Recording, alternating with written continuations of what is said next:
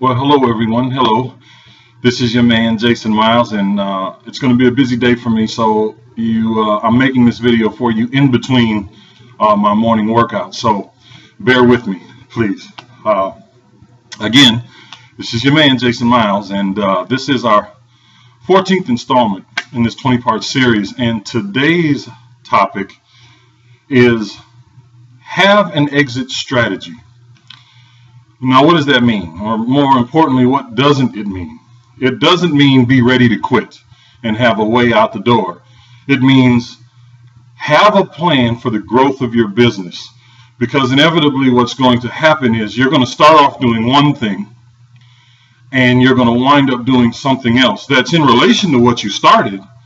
I can give you a perfect example, from personal experience. When I started off in real estate, I had one goal, and that goal was to purchase and renovate and rent homes. Wholesaling wasn't in the picture for me. Retail wasn't in the picture for me. It was all about creating a passive income for myself.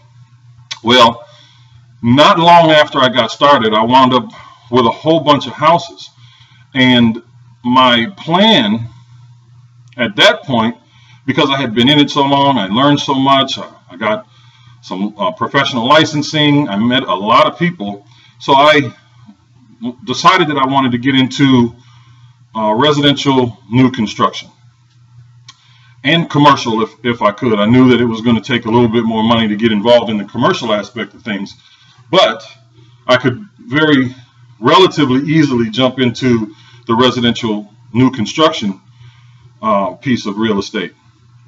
Well, I didn't have enough liquidity. I had the earnings on a monthly basis. I had a lot of money coming in, but I didn't plan for getting rid of, or selling, I should say, some of those or all of those houses so that I could easily move right into the new construction aspect of it because of the liquidity that I needed.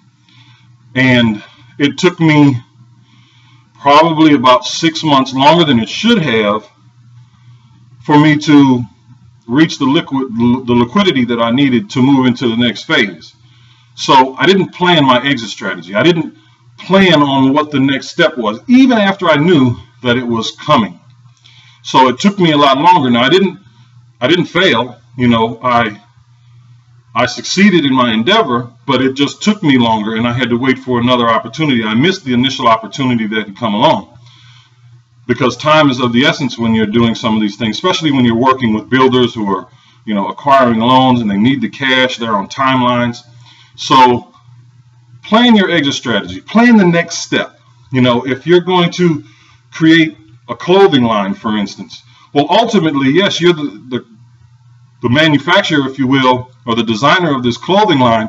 But as that line grows, you're going to have to grow with your company, which means you may oversee and decide which designs that you ultimately go with, but your focus at that point is manufacturing, generally offshore manufacturing and distribution, and finding capital. And I mean, you're not going to have a lot of time to sit in the factory and come up with designs and things like that, because that won't be what you're there for. Now, you can hire people to do distribution and handle the marketing and handle the manufacturing overseas and all that great stuff, so that you can keep your eyes on the prize, if you will, but you still have to plan for that, because your company will grow bigger. So make sure that you have an exit strategy. Make sure that you're planning ahead. You're playing chess, not checkers.